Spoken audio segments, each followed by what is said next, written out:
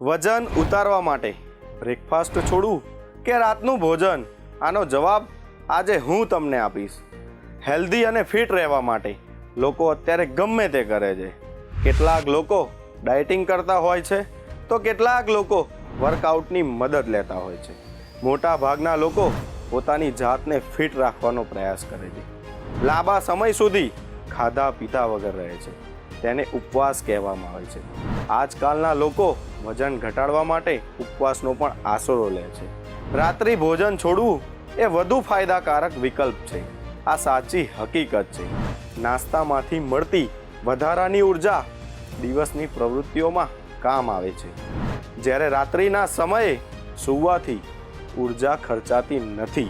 રાત્રિ ભોજન છોડવાનો અર્થ એ નથી કે તમારે ખાલી પેટે સૂઈ જવું. સૂર્યાસ્ત પહેલાં હળવું ભોજન લેવું જોઈએ, જેથી શરીર ભૂખમરાથી પીડાય નહીં.